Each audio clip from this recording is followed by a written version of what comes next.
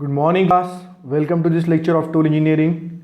Yesterday we have seen what do you mean by tapping. We are studying the fourth unit. We have seen the brushes, then what is gear, hobbing, what is gear, different types of gear, hobbers and shapers, and lastly we have seen the last lecture different types of taps. Now today we are going to see what do you mean by dies. So tapping, die tapping. Die tapping means we cut threads. We have already seen yesterday that what do you mean by tap. Tap means we cut threads, that is we cut internal threads, that is we call as taps. Taps हम use करते suppose एक object है इसमें से threads cut करने के लिए. Now what do you mean by dies. Die and tapping together is called as threading. Die is use for cutting the external threads. Suppose this is an object, so if you have to cut the thread externally then you are going to use the die. So that is called as die threading or threading dies. The dies which are used for threading they are called as threading dies. तो आप जब external thread cut करोगे that will be called as die threading. और जो dies है वो आप thread cut करोगे they will be called as threading dies. हमने देखा था कि बेसिकली नट एंड बोल्ट होता है. तो समझिए आपका बोल्ट है और ये नट है, तो आप क्या करते हो नट को इसके ऊपर फिट करते हो. तो नट के अंदर are being done by tap, आपने उस पर टैपिंग ऑपरेशन किया है. और जो बोल्ट है उसके ऊपर क्या है, उसके ऊपर एक्सटर्नल थ्रेड्स है. तो there you have done the die threading. What is threading dies? A die cuts an external thread on cylindrical material such as rod, which creates a male thread. Cuts an external thread. What it cuts? It cuts an external thread on cylindrical material such as rod, which creates a male threaded piece that functions like a bolt. Die threading is a machining process for cutting external threads in cylindrical और tapered surfaces by the use of solid और self opening dies. अब ये solid और self opening dies जो है this are the different parts kinds of dies. I explain you it, ये आगे हम लोग देखने वाले. But what is it is a machining process for cutting external threads. मतलब जो आप एक्सटर्नल थ्रेड्स कट कर रहे हो, सपोज ये एक बोल्ट है इसके ऊपर आप एक्सटर्नल थ्रेड्स कट कर रहे हो, तो that is called as die threading. You are doing it with the help of a die. Die threading it is slower method of producing external threads. It is slower than thread rolling. अब thread rolling मतलब क्या होता, उसमें हम roller dies use कर सकते हैं, उससे थ्रेड फटाफट कट होते हैं. ये उसके हिसाब से थोड़ी सी स्लो है, but it is faster than single point. जब आपको थ्रेड लेंथ पे हमने थ्रेड कैसे कट किया था ये हमने देखा था with that particular single point tool, तो उसके हिसाब से this is a faster method. Anyways, we are just interested only in this statement that it cuts an external thread on cylindrical surfaces which functions like a bolt, that is like a nail.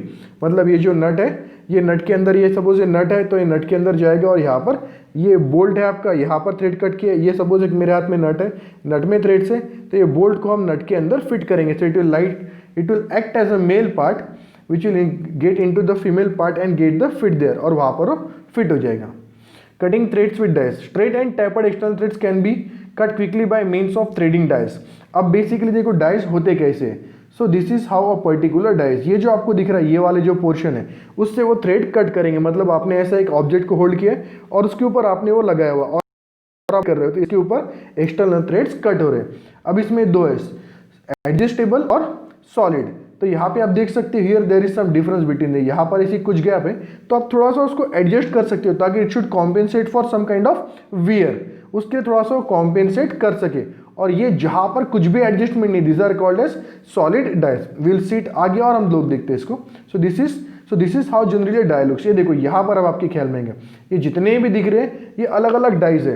फिर इसके बाद में this one इसमें अलग shapes है, कैसे threads आपको cut करने हैं, कितने थ्रेड्स कटने हैं, कितना डायमीटर होना चाहिए, तो उसके हिसाब से अलग अलग डाइज है. ये है so this are all the different types of dies.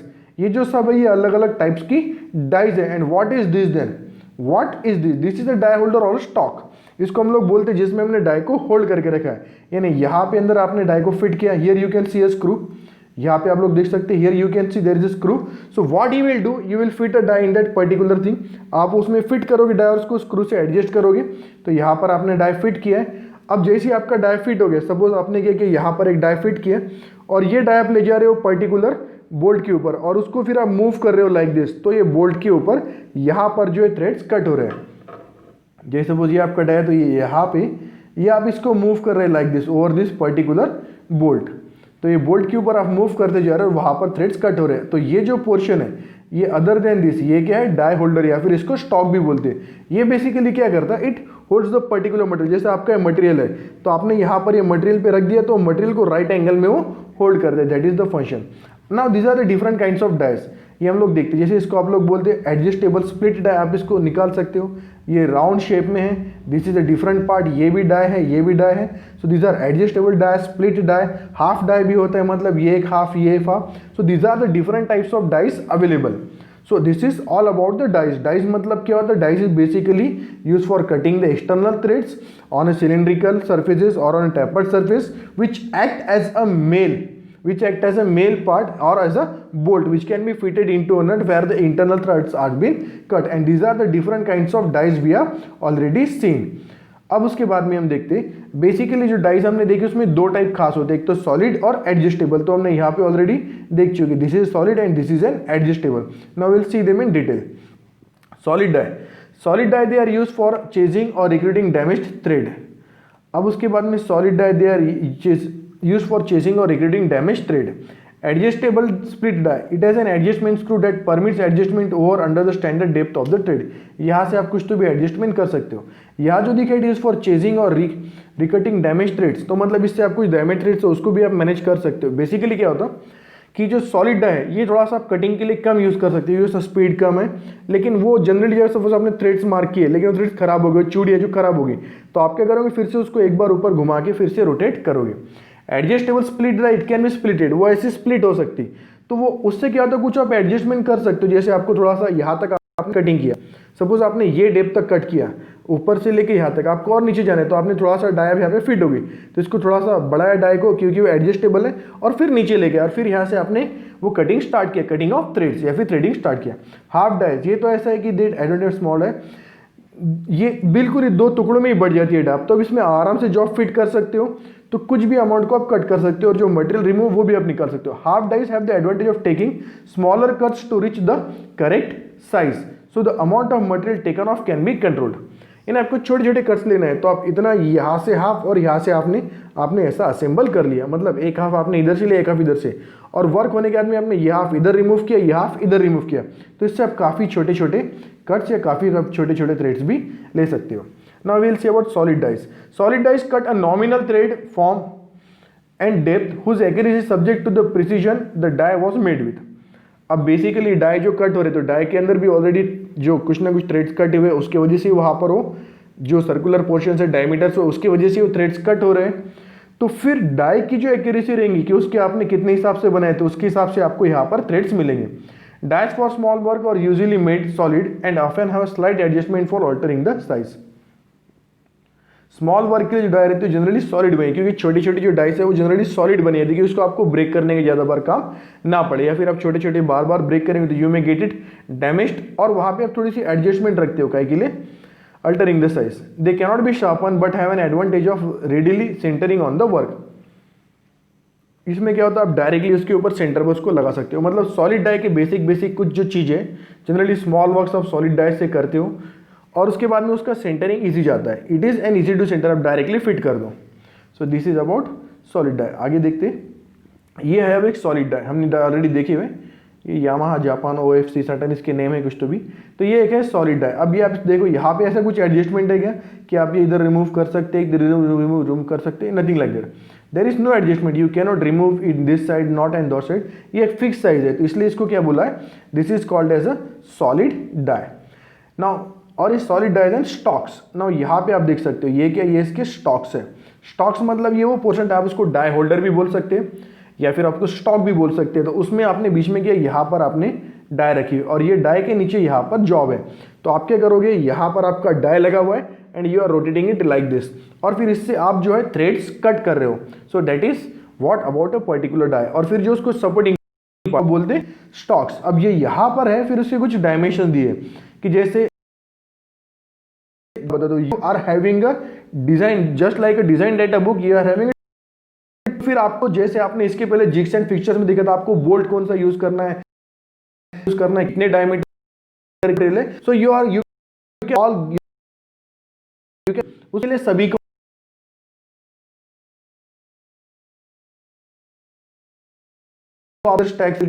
कि फिर अगर ये डायमीटर बेसिकली देखो वी आर जस्ट, हमको सिर्फ per the syllabus, but we should know कि अगर कल सपोज हमको काम पड़ा कि ठीक है हम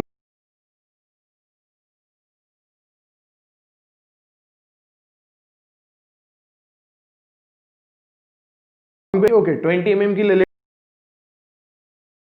यूज करना है, स्टॉक कौन सा होना चाहिए, उसको होल्ड काहे में करके रखोगे, ऑपरेशन कहां पर करना है, और फिर वो जो डाई आप यूज कर रहे हो उसका मटेरियल कौन सा होना चाहिए। तो ये सारी चीजें आपको कहां पर मिलेंगी, टूल बुक में, टूल डिजाइन बुक में।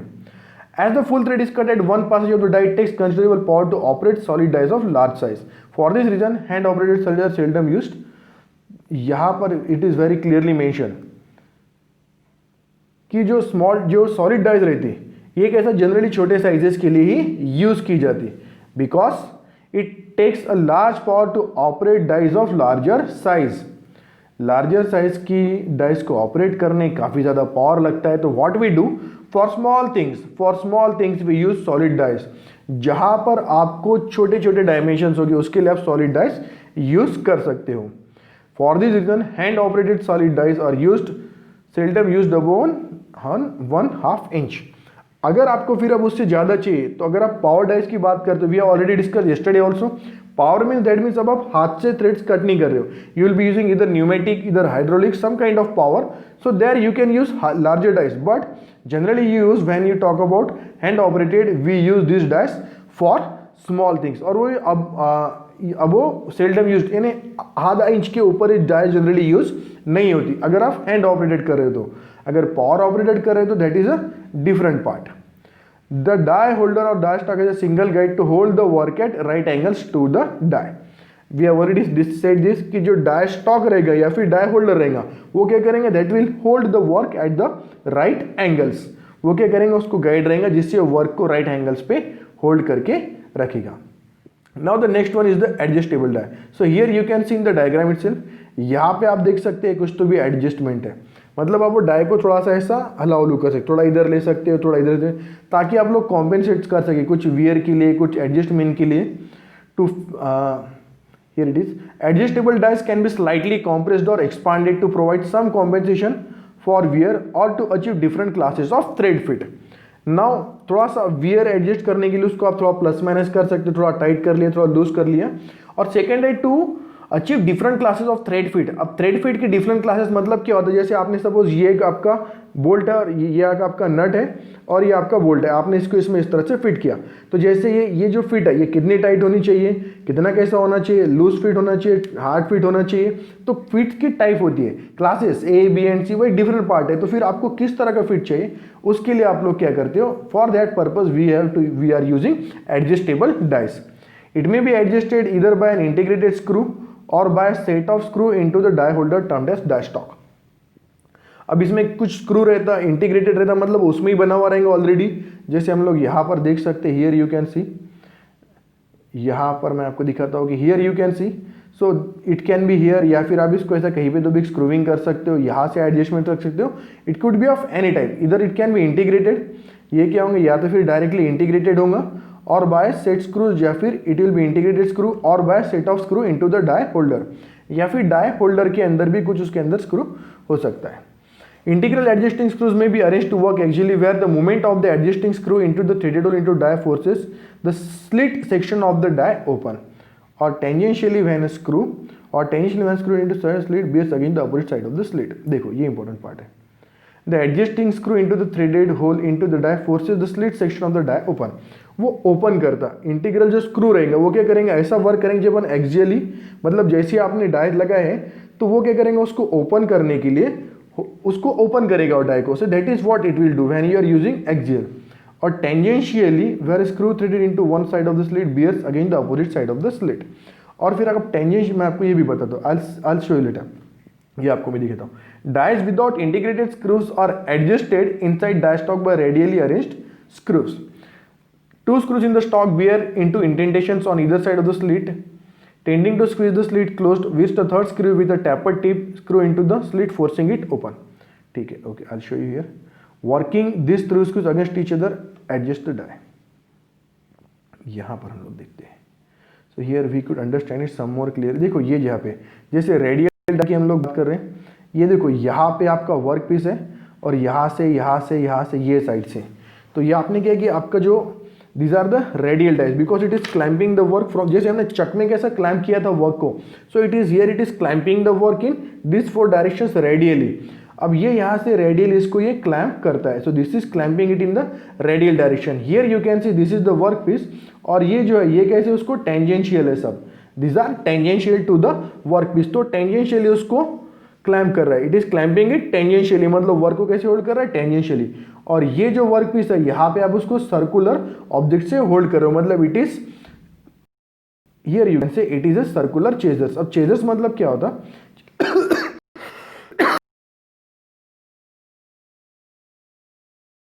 स्पार्क को रिमूव करने यूज कर सकते हैं। तो यहां पर क्या हो रहा, here you can C different types कि अपने आप इसको ओपन कर सकते हो, ये तो होगी रेडियल, उसके बाद में टेंजेंशियल सेंटर और फिर सेंटर।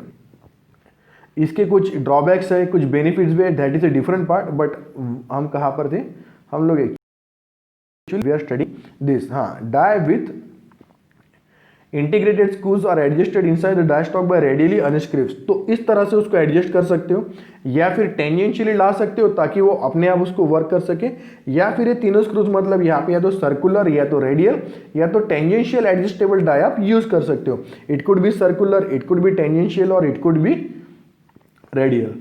अब इसमें स्प्लिट डाई यहाँ पे देखो adjustable, here you can see it again,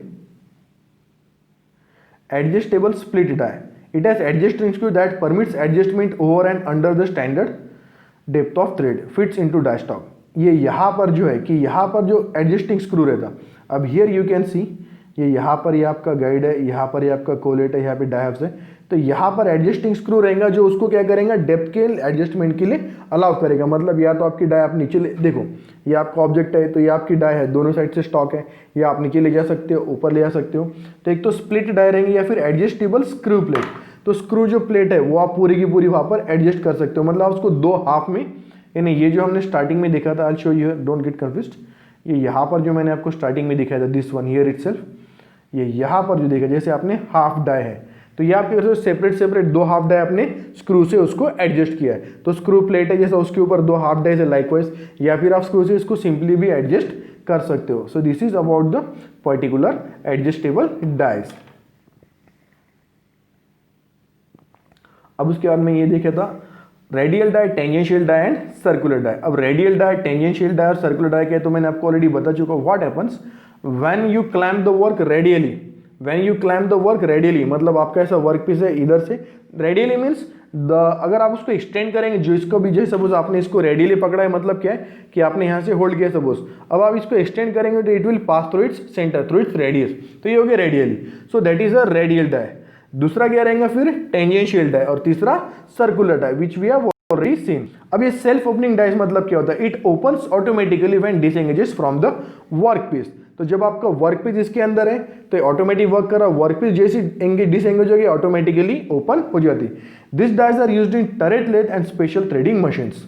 this turret lathe हमने देखा हुआ है, capstan and turret lathe we have it in a workshop, we also have performed a practical on it. Second year में practical भी हम लोगों ने किया था, you must have done it, आप लोगों भी ने किया ही होगा सेकंड ईयर में टरेट और कैप्स्टन लेथ पे एक परफॉर्मेंस, तो वो हमने देखा हुआ है। तो they are special purpose lathe, तो उसके ऊपर ये लोग यूज कर सकते हैं। मतलब ये एडजस्टमेंट कैसा है कि जैसे आपका ये आपका सपोज वर्क पीस है, यहाँ पे थ्रेड हो रहा और जैसी इसका एक काम हो गया थ्रेडिंग का डिसीजन, ये ऑटोमेटिकली ओपन हो जाएगा और आप आपका वर्क पीस बाहर रिमूव कर सकते हो। All dies having 4 sets of adjustable multi-point cutters or chisels working. It is mounted on turret and moves towards workpiece. When measured length completed, die gets pulled and open automatically for free returns. मतलब जो आपका एक particular part है कि जब उस यहाँ तक आपको कट करना है तो आपने क्या किया, यहाँ पे इसको होल्ड किया, वर्क हो गया और ये डिस्टेंस कवर हो गया कि ठीक है, हमने कैसे प्रोग्रामिंग की थी, ये डिस्टेंस के बाद में ये डाई ने आगे नहीं बढ़ना, क्योंकि हमको सिर्फ यहाँ तक ही थ्रेड, सपोज ये बोल्ट है, हमको सिर्फ यहाँ तक थ्रेड करने, ये यहाँ तक, यहाँ से लेके यहाँ तक, यहाँ से लेके यहाँ तक, तो हमने क्या किया, ऐसा उसको डाई में होल्ड करके रखा लाइक दिस, और जैसे ये पोर्शन आ गया ऑटोमेटिकली डाई ओपन होगी और डिसएंगेज होगी और हमारा वर्क पीस रिमूव हो गया। सो this is the opening, self opening dice, इसलिए इसको क्या बोला जाता है, सेल्फ ओपनिंग डाइस। फिर आप क्या भी कैम की मोशन भी यूज कर सकते हो, हैंड स्ट्रोक्स भी यूज कर सकते हो, that is a different part. अब उसके बाद में हम बात करेंगे, so let us just see कि हमने basically what we have to understand. इसमें जनरली सिर्फ एक यही क्वेश्चन आता है कि एक्सप्लेन अ सॉलिड डाई और what do you mean by die threading और explain any kind of thread dies. तो आप उसमें कोई भी एक एक्सप्लेन कर सकते हो, any one kind of die you can explain. So that is very simple part. Rest जो पार्ट है सिलेबस के हिसाब से तो उतना उसका इंपॉर्टेंस नहीं, but we must know, as I always used to say, being an engineer we must know all this things. Being an engineer we must know all this things. अब इसके फिर एडवांटेजेस क्या है? Accuracy of thread profile is excellent, higher quality surface finish, superior wear resistance, greater resistance to fatigue, increased resistance to corrosion and production far more efficient in terms of time and cleanliness. तो यहाँ पर जो हम लोग बात कर रहे हैं बेसिकली ये सिर्फ हम सॉलिड डाई एडजस्टेबल बात की नहीं, we are talking of this advantages specially considering the rolling die. Thread rolling जो ऑपरेशन होता है, तो अगर आप वहाँ पे रोलिंग डाई यूज कर सकते हो तो फिर आपको इस तरह के एडवांटेजेस मिलते हैं. But when asked in an exam the question what are the advantages of die threading, so this advantages you can mention that the accuracy of thread profile is excellent, higher quality surface finish, superior wear resistance, greater resistance to fatigue, increase resistance to corrosion. सिर्फ ये वाला जो part है it depends. Production far more efficient in terms of time and cleanliness. Cleanliness बोल सकते हैं but in terms of time it is not possible for all the dies. I hope you are exactly understanding what I am trying to tell you. आप लोगों को समझ में आ रहा होगा कि सभी डाइज से जो हमको सारे एडवांटेजेस मिलते हैं, लेकिन सिर्फ लास्ट का जो एडवांटेज है इसमें वो हमको रोलिंग जब हम यूज करेंगे बाय रोलिंग, तो जब आप रोल थ्रेडिंग की बात करोगे तब हमको वहां पर वो एडवांटेज मिलेगा स्पीड का. और एल्स जनरली जो डाइस हम करेंगे उसमें स्पीड कम होती है, लेकिन हाँ वहां पे cleanliness and everything that will be applicable. But still on a major scale, on a broader scale, if it is being asked to mention the advantages of die threading, you can mention all these things. Now the next part is just a theoretical part. So यहाँ तक जो हमारा major portion था हमने cover कर लिया है. Next अब ऐसा है कि लुब्रिकेंट. तो टैप्स एंड डाइज जब आप यूज कर सकते हो तो depending upon the material, generally पूछते नहीं है कभी, बट कभी अगर पूछ लिया तो वी मस्ट नो कि किस तरह का लुब्रिकेंट यूज होना चाहिए. बिकॉज यू नो ये जब भी मशीनिंग होता है, टैप्स में भी आपने देखा, डाइज में भी, कि it is removing the material and when it removes the material it has to overcome the friction, then there is a cutting action that generates a lot of heat, the chips are being produced. So to cool it, to wash away the chips and to cool it and to maintain the temperature you need lubrication. But what lubrication? तो यहाँ पे अलग अलग lubrication has been suggested. So if you are using carbon or mild steel, then petroleum based or synthetic cutting oil. petroleum based या synthetic cutting oil. Carbon steel मतलब क्या होता है? ज़्यादा hard होता है. We already know the property of carbon, कि अगर आप कार्बन की बात करते हो तो what is its basic property? It adds hardness. So यहाँ पर आप petroleum based या synthetic cutting oil use कर सकते हो. Alloy steel, petroleum based cutting oil mixed with a small amount of kerosene और मिनरल स्पिरिट्स. अलॉय स्टील में क्या होगा कि अलॉय स्टील में सपोज कार्बन का कंटेंट अगर थोड़ा कम रहा तो केरोसिन भी वहां पर चलता है as a oil to catch the heat या फिर टू रिमूव द हीट और एज अ लुब्रिकेशन. वहां पर केरोसिन भी चलता है, लेकिन जहां पर कार्बन कंटेंट ज्यादा रहेगा वहां पर आपको पेट्रोलियम बेस्ड ही लगेंगे. यहां पर भी आपको पेट्रोलियम बेस्ड लगेंगे अलॉय स्टील में, but you can add some amount of kerosene. When cast iron, a low velocity air blast should be used. Cast iron की आप बात करते तो there you directly no lubrication is required. A low velocity air blast should be used to clear the chips. Aluminium की बात करें, अब मैं कुछ सिंपल कंसेप्ट बताता हूँ कि जितना आपका मटेरियल हार्डर रहता या फिर जितना उसमें कार्बन कंटेंट ज़्यादा रहता उतना आपको सॉफिस्टिकेटेड लुब्रिकेंट लगता है. नहीं तो फिर जनरल लुब्रिकेंट से भी वर्क होता है. जैसे पानी भी एक लुब्रिकेंट है तो वो लुब्रिकेंट भी वर्क करता है. तो एल्यूमिनियम के लिए हमको केरोसिन और mineral oil spirits mixed with small amount of petroleum based cutting oil. Cutting oil थोड़ा सा डाल दिया, इसमें बेसिकली केरोसिन से वर्क होता है. ब्रास डायरेक्टली केरोसिन और मिनरल स्पिरिट्स. ब्रॉन्ज केरोसिन और mineral spirits with small amount of 10 to 15% of petroleum based cutting oil. So this is all about that particular thing. तो आज हमने जो किया यहाँ पर, here we complete our fourth unit. तो यहाँ पर जो हमारा फोर्थ यूनिट हमने स्टार्ट किया था दैट इज द ब्रॉचेस. हमने फोर्थ यूनिट देखा था that we have seen the broaches, then we have seen the gears, then we have seen the methods for gear hobbing, that is gear hobbing, gear shaping. Then we have seen taps and dies. So we have seen what are the different types of type, what are the different kinds of taps, what are the different dies, and again we have seen what do you mean by tapping, what do you mean by die threading, और उसकी क्या सारी चीज़ें थी. तो ये जो unit में देखो एक जनरली क्वेश्चन आता है कि या तो आपको ब्रॉच एक्सप्लेन करना पड़ता है. In the main time while I am telling this thing just go through this. ये भी मैं मूव करता हूँ वन बाय, ये रिवीजन भी हो जाती. तो आपको इसमें जनरली क्वेश्चन आता है कि ब्रॉच क्या है और उसके बाद में फिर आपको पूछा जाता है हॉबर के बारे में, gear hobbing we already know, और फिर आपको या तो एक डाई थ्रेडिंग या तो फिर एक 4-3 फ्लूट या कोई भी एक टैप आपको एक्सप्लेन करने के लिए पूछा जाता है. These are the normal questions that are being asked on this particular unit and this is very simpler one. What you have to do, video ये जो कुछ भी अपने जो वीडियो डाला इसको आप पहले एक बार अच्छे से देखो, listen it twice thrice, understand the concept. ये चीज़ें समझना बहुत ज़रूरी है. और इसके अलावा फिर मैंने आपको जो हेल्प करने के लिए एक वीडियो डाला है उसको भी वीडियो देखो, go through those videos then you will easily understand the things. Note down all the things, जो क्वेश्चंस मैंने आपको बताया उसको नोट डाउन करोगी. Explain hobber, explain gear shaper, explain hobber, explain gear shaper, explain the broach tool, explain any one tap, explain a threaded die, ऐसा कुछ ये note करके रखो and try to solve them. और उसके बाद में I also be giving you the notes. इसके नोट्स भी मैं आपको अलग से दूंगा. दैट मीन्स ये जो कुछ भी है वर्ड फाइल में, जैसे मैंने आपको लास्ट टाइम दिया था for rest of the units, that I also give to people. So basically जो टूल इंजीनियरिंग का व्हाट आई हैव सीन है कि इन दिस पर्टिकुलर सब्जेक्ट ये लॉट ऑफ डायग्राम्स, छोटे छोटे पॉइंट्स है, तो आपको इसमें वो प्रैक्टिस करना थोड़ा ज़्यादा ज़रूरी है. इन्हें ऐसा नहीं है कि आपने एक बार पढ़ लिया और ख्याल में रह जाएंगे, नहीं, छोटी छोटी चीज़ें डायग्राम्स में किसी में थोड़ा सा फर्क है, किसी में थोड़ा सा फर्क है and likewise. So that is all for today. We'll stop. I'll see you in the next lecture. There we'll begin the 5th unit. Till then, thank you class. Good day. Jai Hind.